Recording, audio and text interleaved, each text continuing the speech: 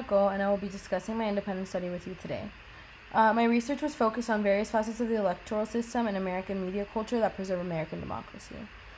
As Adam Smith's metaphorical invisible hand describes the hidden forces that govern and guarantee equity and balance within the free market economy, the invisible hand of democracy explores hidden forces that are operating to maintain the fantasy of American democracy, especially in the context of the Democratic Party and liberal culture. Specifically, I explore the inner workings of this mechanism that I call the invisible hand of democracy in the context of the success of Joe Biden's presidential campaign. Now, Biden is considered an incredible candidate who won the hearts of the American people in order to lead us with pragmatic and measured progressivism towards a more united America. He was the favorite of many liberals who endorsed him and his message of defeating Trump and uniting a divided America.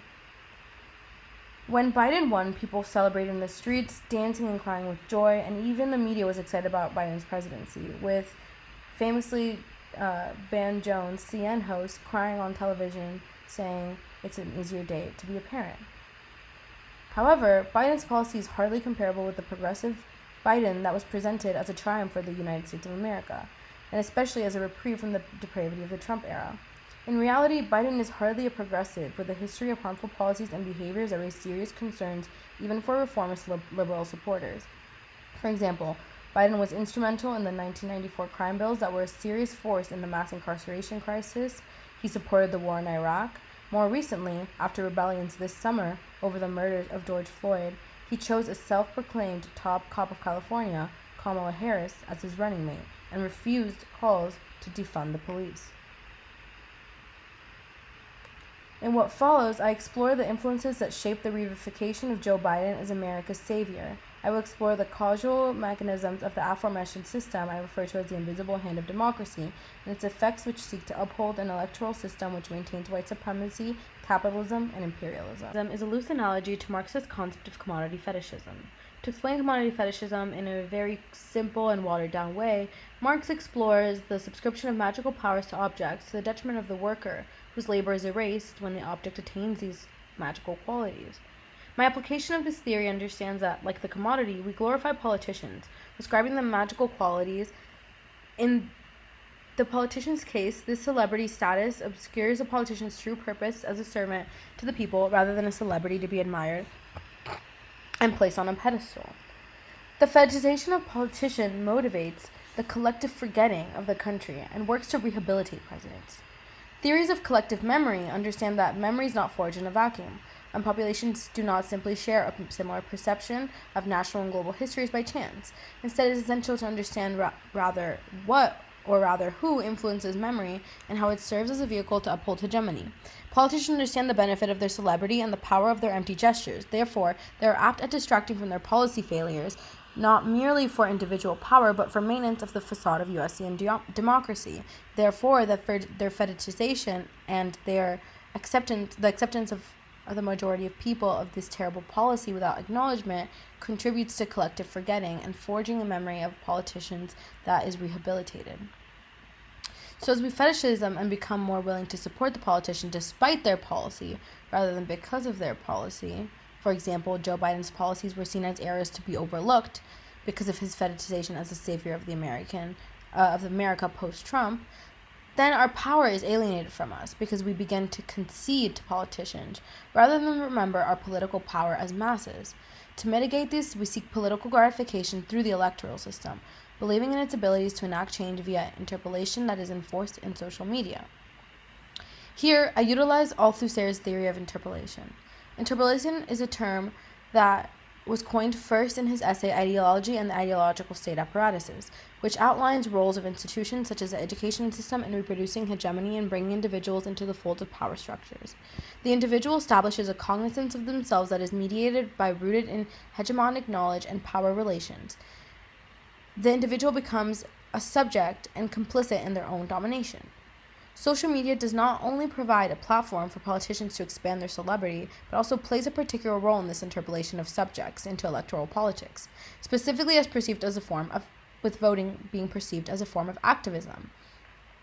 We can see here, people are posting "I voted" selfies or showing that they're going out to vote and putting phrases on shirts such as "voting is sexy." Subjects not only engage in electoral politics by voting privately then, but rely on social media as a means to validate themselves and others as good subjects that actively participate in voting and politics.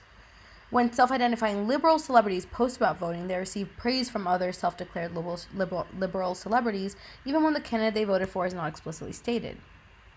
We are interpolated into voting via schools and institutions, but further now via social media that deposit voting as the only possible form of activism, which reinforces this belief in the imperialist white supremacist state because it focuses on the electoral system as the only possible means of enacting change and focuses there solely on that, distracting from our political power outside of the system. Interpolation makes us believe in the system and the purity of the White House and American democracy. However, this is not true for everybody. This is especially true for white liberals that are able to escape the true consequences of terrible policy.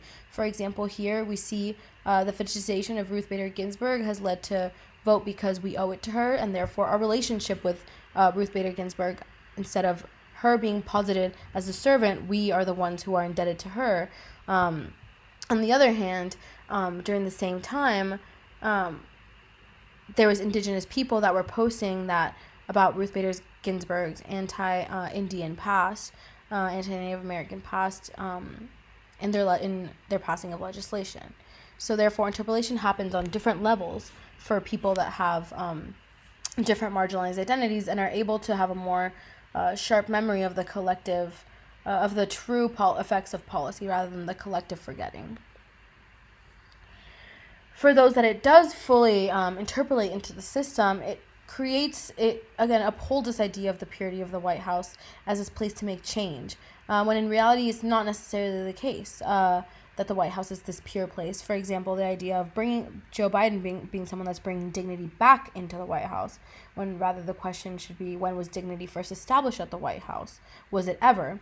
This is really clearly seen with one of the most jarring facets of the Trump era was, for many liberals, the blatant disrespect of the presidential position. He was often targeted for his lack of tact, which was seen as disrespectful to the presidency itself, as a president of the United States would never do something like that, despite the fact that we have in this situation, it reflects a collective forgetting that past presidents have been racist, genociders, and slave owners.